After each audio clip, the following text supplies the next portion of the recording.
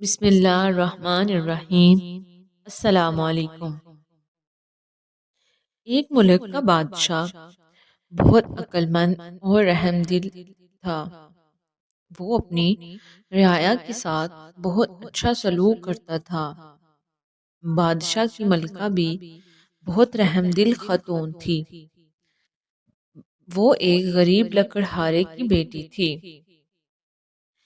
ایک دن بادشاہ شکار کرتا ہوا بہت دور نکل گیا اور موسم بھی خراب ہو گیا۔ تیز آندھی طوفان کی وجہ سے کچھ نظر نہیں آ رہا تھا۔ سب سپاہی بھی بچھڑ چکے تھے۔ شام ہونے کو تھی۔ بادشاہ راستہ بھٹک چکا تھا۔ جنگل جنگلی جانوروں سے بھرا پڑا تھا، اس لیے جنگل میں رات گزارنا خطرے سے خالی نہیں تھا۔ بادشاہ کوئی محفوظ جگہ تلاش کرنے لگا۔ اسے ایک جگہ سے دھواں نکلتا ہوا نظر آیا۔ قریب جا کر دیکھا تو وہ چھوٹی سی جھونپڑی تھی۔ بادشاہ نے دروازہ کھٹکھٹایا تو ایک بوڑھا آدمی باہر آیا۔ بادشاہ نے کہا، میں مسافر ہوں، راستہ بھٹک چکا ہوں اور آج رات پناہ چاہتا ہوں۔ بوڑھا آدمی بادشاہ کو اندر لے گیا۔ بوڑھے آدمی کی ایک جوان اور خوبصورت بیٹی تھی۔ وہ جنگل میں اپنے باپ کے ساتھ رہتی تھی۔ بوڑھا آدمی ایک لکڑہارا تھا۔ وہ لکڑیاں کاٹ کر شہر میں بیچ کر آتا تھا۔ لڑکی نے بادشاہ کا استقبال کیا اور اچھا کھانا تیار کیا۔ کھانا سادہ تھا لیکن بہت لذیذ تھا اور ایک اچھا سا بستر بنایا۔ دونوں نے بادشاہ کا خوب اچھے سے خیال رکھا۔ صبح ہوئی تو بادشاہ محل میں واپس آ گیا۔ محل میں واپس آنے کے بعد بادشاہ کو اس لڑکی کی یاد آئی جس نے بادشاہ کو مسافر سمجھ کر اس کی خوب خاطر تواضع کی تھی۔ بادشاہ کی شادی اس کی چچا زاد سے طے تھی جو بہت مغرور تھی، بادشاہ کو ناپسند تھی۔ بادشاہ نے شادی سے انکار کر دیا اور اپنا فیصلہ سنایا کہ وہ ایک لکڑہارے کی بیٹی سے شادی کرنا چاہتا ہے۔ بادشاہ کے اس فیصلے پر چچا زاد کو بہت غصہ آیا۔ وہ موقع کی تلاش میں رہنے لگی تھی۔ یوں بادشاہ کی دھوم دھام سے لکڑہارے کی بیٹی کے ساتھ شادی ہو گئی۔ وقت گزرتا گیا۔ بادشاہ کی پہلی بیٹی ہوئی۔ اسی طرح دوسرے سال دوسری بیٹی پیدا ہوئی۔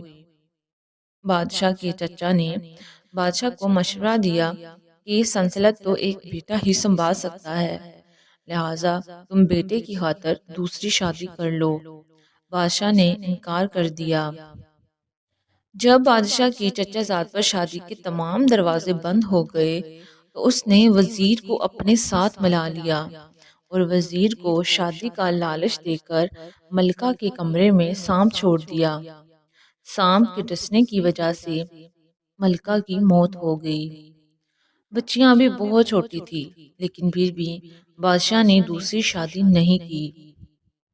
پھر چاچا اور وزیر نے مل کر بادشاہ کو زہر دے دیا اور اس طرح بادشاہ کا بھی انتقال ہو گیا۔ پھر بادشاہ کے چاچا نے خود سلطنت سنبھال لی۔ بادشاہ کی ایک پرانی نوکرانی تھی جو یہ سب کچھ دیکھ رہی تھی۔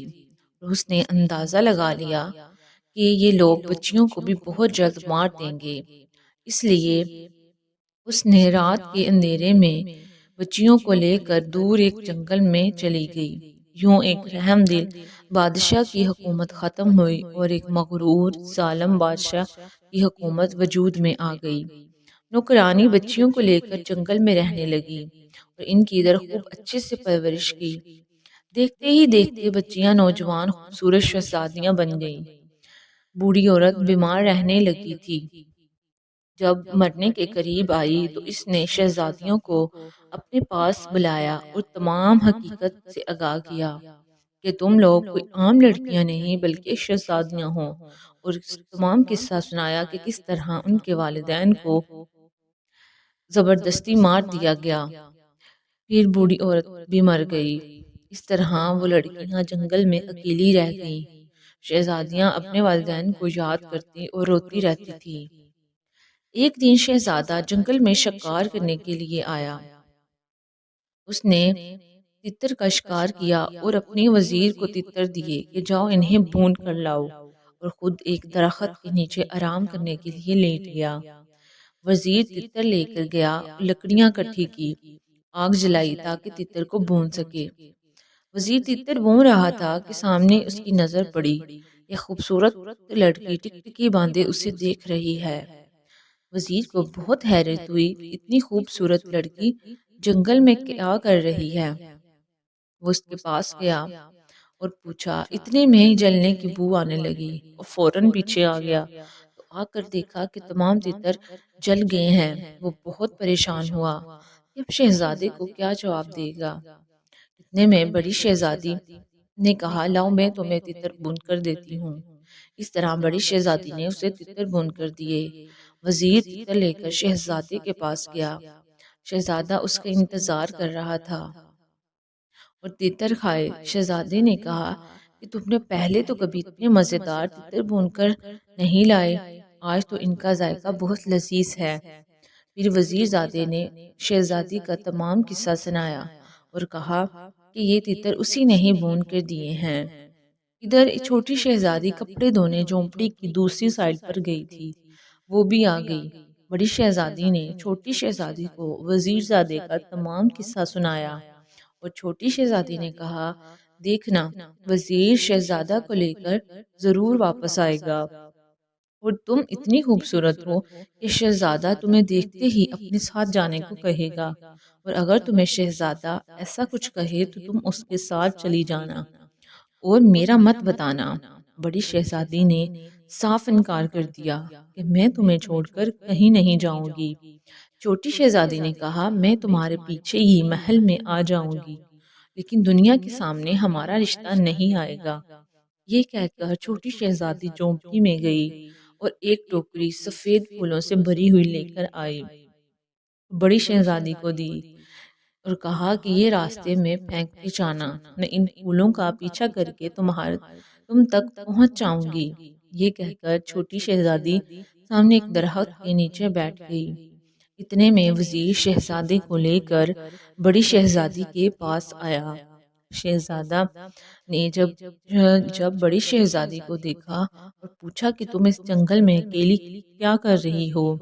بڑی شہزادی نے چھوٹی شہزادی کی سمجھائی ہوئی باتیں شہزادے کو بتائی کہ ہم یہاں اپنے ماں باپ کے ساتھ رہتی تھی، اب میری ماں تو مر گئی ہے اور باپ میرا لکڑہارا تھا اور وہ بھی کچھ دن پہلے مر گیا ہے، اور اب میں اکیلی ہی اس جنگل میں رہتی ہوں۔ شہزادے نے یہ سن کر فوراً شہزادی کو شادی کی پیشکش کی۔ شہزادی نے قبول کر لی اور اپنے ساتھ ایک سفید پھولوں والی گٹھلی لی۔ شہزادے نے شہزادی کو گھوڑے پر بٹھایا اور اپنے ساتھ محل لے گیا۔ محل جا کر شہزادے نے بادشاہ اور ملکہ کو اس لڑکی کے بارے میں بتایا اور کہا کہ یہ مجھے جنگل سے ملی ہے اور میں اس سے دوسری شادی کرنا چاہتا ہوں۔ شہزادے کی پہلی بیوی اس کی خالہ کی بیٹی تھی اور اس کی خالہ بھی بیوہ ہونے کی وجہ سے محل میں ہی رہتی تھی۔ جب یہ دونوں ماں بیٹی کو شہزادے کی اس بات کا پتہ چلا تو انہیں بہت غصہ آیا، لیکن شہزادے کی پہلی بیوی یہ بھی جانتی تھی کہ شہزادہ بہت ضدی ہے، جو بات ٹھان لیتا ہے وہ کر کے رہتا ہے، اس لیے اس نے جھوٹی خوشی کا اظہار کیا اور کہا اور بڑی شہزادی سے کہا، دیکھنا جب تمہاری شہزادے سے شادی ہو جائے گی تو ہم سونکنے نہیں بلکہ بہنیں بن کر رہیں گی۔ ادھر چھوٹی شہزادی بھی 2-3 دن بعد ان سفید پھولوں پر پیچھا کرتے ہوئے محل تک پہنچ گئی اور آ کر دیکھا کہ شہر میں جشن کا سماں ہے۔ ایک بوڑھی عورت چھوٹی شہزادی کو ملی۔ چھوٹی شہزادی نے کہا، اماں یہ محل میں کیا ہو رہا ہے اور شہر میں اتنی دھوم کیوں ہے؟ بڑی بوڑھی عورت نے چھوٹی شہزادی کو بتایا کہ ہمارے شہزادے کو جنگل سے ایک بہت پیاری لڑکی ملی ہے اور اس سے شادی کرنے جا رہا ہے۔ اس لیے پورا شہر ان کی تیاریوں میں لگا ہوا ہے۔ چھوٹی شہزادی نے کہا، اماں میں گاؤں سے آئی ہوں، محل شہر میں میرا کوئی نہیں ہے، میں کام کرنا چاہتی ہوں، کیا تم مجھے محل میں کام دلوا دو گی؟ بوڑھی عورت نے کہا، ہاں آج کل محل میں بہت زیادہ کام ہے، تمہیں کام مل سکتا ہے، آؤ تم میرے ساتھ میرے گھر میں چلو۔ بوڑھی عورت کی ایک بیٹی تھی جو کچھ دن پہلے بیماری کی وجہ سے مر چکی تھی۔ چھوٹی شہزادی بوڑھی عورت کے ساتھ جانے کے لیے راضی ہو گئی۔ اگلے دن بوڑھی عورت شہزادی کو لے کر محل پہنچی اور وہاں شہزادے کی پہلی بیوی ملی۔ بوڑھی عورت نے شہزادی کی پہلی بیوی سے کہا کہ یہ میری بانجی ہے، آج ہی گاؤں سے آئی ہے اور کام کرنا چاہتی ہے۔ شہزادے کی پہلی بیوی نے کہا، ملکہ کے ڈر کی وجہ سے کوئی کنیز میں خرید نہیں سکتی، اگر تم میرے لیے کام کرو تو تمہیں بہت زیادہ سونا چاندی ملے گا، جیسا میں کہوں گی ویسا ہی تمہیں کرنا ہوگا۔ چھوٹی شہزادی کو اس کی باتوں سے بغاوت کی بو آنے لگی، اس لیے وہ یہ سن کر فوراً راضی ہو گئی۔ یہ کہہ کر شہزادے کی بیوی چھوٹی شہزادی کو لے کر بڑی شہزادی کے پاس گئی اور کہا، یہ آج سے تمہاری خاص کنیز ہے، جو بھی کام ہو اس سے کہنا۔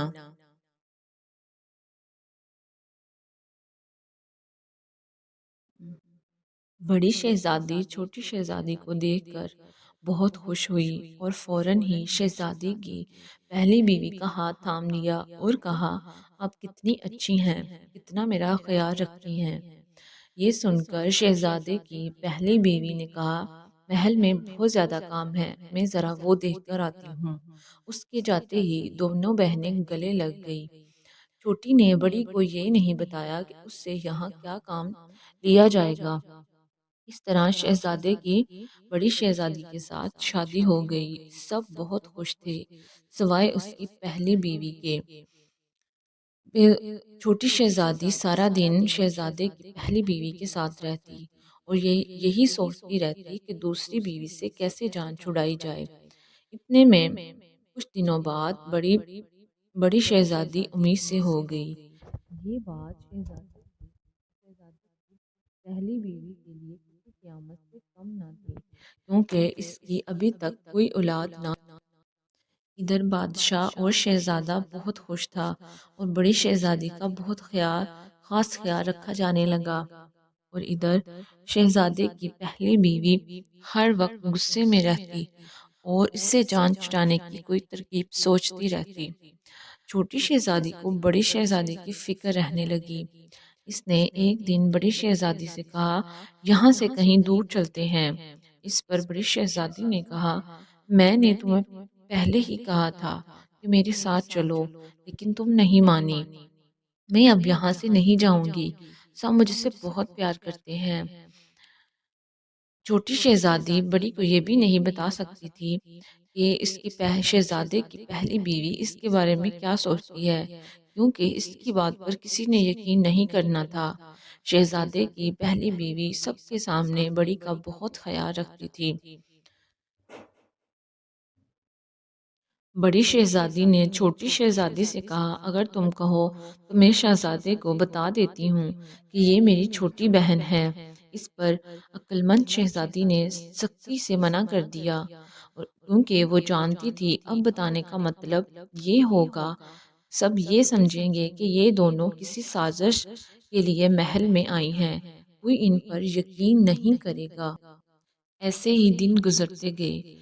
ولادت کا وقت آیا تو شہزادے کی پہلی بیوی نے دائی اور چھوٹی شہزادی کو بہت زیادہ پیسے دیے اور کہا، جیسے ہی بچہ پیدا ہو تم لوگ اسے مار دینا اور اس کی جگہ بلی کا بچہ رکھ دینا۔ چھوٹی شہزادی نے کہا، یہ کام میں بہت آسانی کے ساتھ کر لوں۔ جیسے ہی بچہ پیدا ہوا بڑی شہزادی بے ہوش تھی۔ دائی نے بچے کو کپڑے میں لپیٹا اور چھوٹی شہزادی کو دیا کہ جاؤ اسے جا کر مار دو اور اس کی جگہ بلی کا بچہ رکھ دو۔ چھوٹی شہزادی پچھلے دروازے سے گھر آ گئی اور بچہ بوڑھی عورت کو دیا اور کہا اماں یہ میری بہن کا بچہ ہے، اسے بکری کا دودھ پلاؤ، میں شام کو آ کر اس کو سنبھال لوں گی۔ یہ کہہ کر محل واپس آ گئی۔ محل آ کر دیکھا کہ عجیب ہی ماحول ہے، سب بہت رنجیدہ اور پریشان ہے، کیونکہ دائی نے سب کو بتا دیا کہ شہزادی نے انسان کا بچہ نہیں بلکہ بلی کے بچے کو جنم دیا ہے۔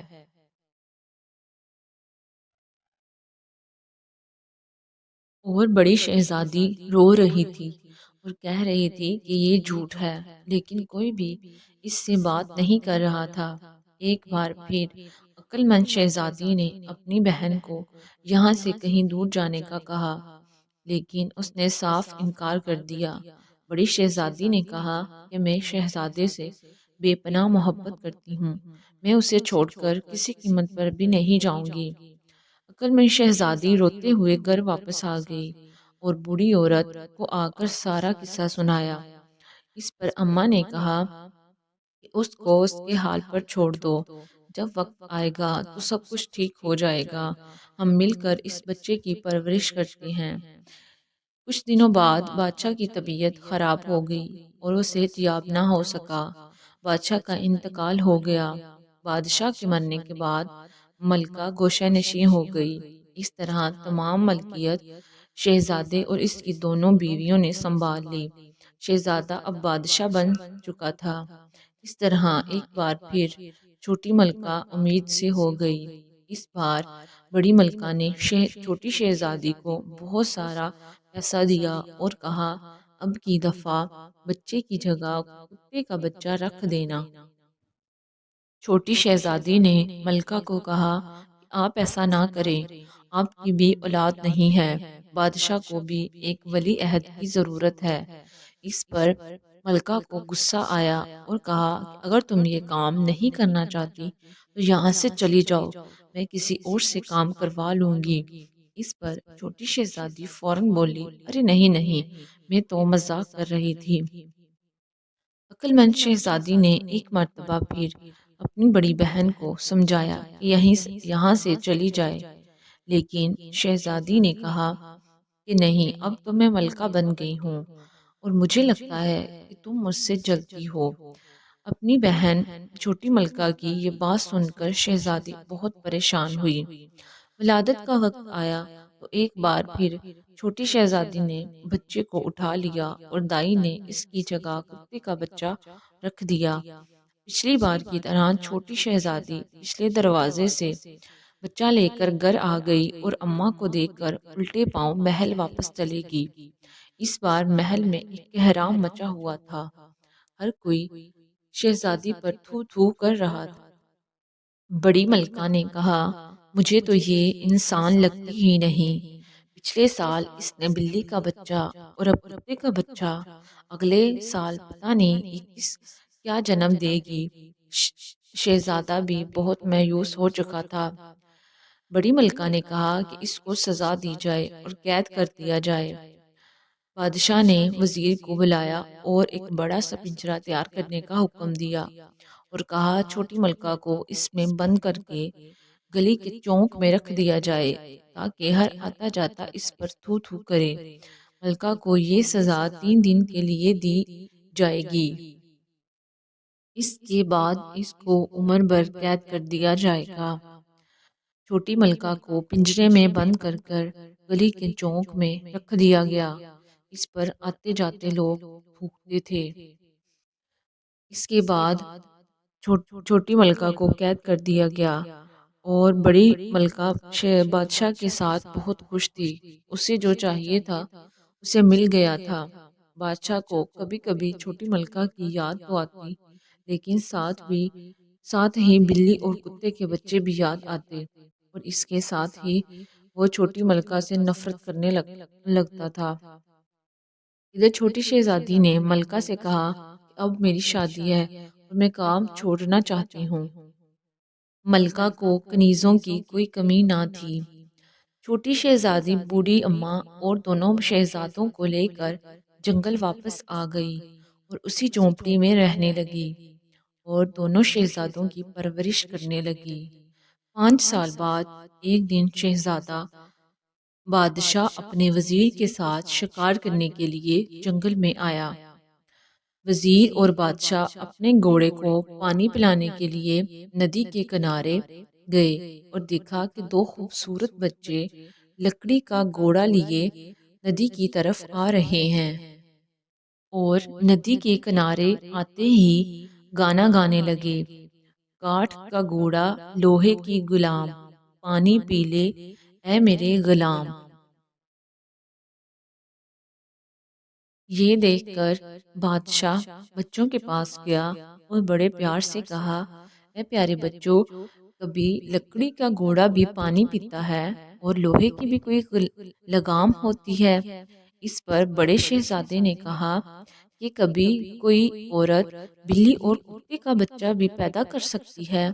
یہ بات سن کر بادشاہ اور وزیر بہت حیران ہوئے اور کہا کہ تمہیں یہ سبق کس نے پڑھایا ہے؟ اس پر بڑے بیٹے نے کہا کہ مجھے یہ میری خالہ نے بتایا ہے۔ اس پر بادشاہ نے کہا: تمہاری خالہ کہاں رہتی ہے؟ مجھے ابھی اور اسی وقت اس کے پاس لے چلو۔ پھر بچے بادشاہ اور وزیر کو اسی جھونپڑی میں لے گئے جہاں کچھ سال پہلے شہزادہ آیا تھا اور اپنے ساتھ بڑی شہزادی کو لے کر گیا تھا۔ وہاں بادشاہ اپنی پرانی کنیز کو دیکھ کر حیران رہ گیا اور کہا: اے لڑکی، یہ بچے کون ہیں اور یہ سارا ماجرا کیا ہے؟ اس پر چھوٹی شہزادی نے کہا: آپ کچھ عرصہ پہلے یہاں آئے تھے اور جس شہزادی کو لے کر گئے تھے میں اس کی چھوٹی بہن ہوں۔ مجھے پتا تھا کہ محل میں سازشیں ہوتی ہیں، اس لیے میں نے اس کو ہمارا رشتہ بتانے سے منع کیا تھا۔ بادشاہ نے کہا: تمہیں سارا کچھ پہلے کیسے پتا تھا؟ اس نے کہا کہ ہم بھی کوئی عام ذات کے لوگ نہیں، ہم دونوں بھی شہزادیاں ہیں۔ ہمارا باپ ایک دن جنگل میں شکار کرنے کے لیے آیا تھا اور راستہ بھٹک گیا تھا اور ہمارے نانا سے پناہ مانگی تھی اور وہاں ہماری ماں کو پسند کر لیا تھا، اور لیکن محل میں ان دونوں کے خلاف سازشیں ہوئی۔ نہ صرف میرے باپ بلکہ میری اماں کو بھی مار دیا گیا اور ہم دونوں بہنوں کو ہمارے ابو کی ایک وفادار کنیز راتوں رات جنگل میں لے کر آئی تھی، اس لیے ہماری جان بچ گئی۔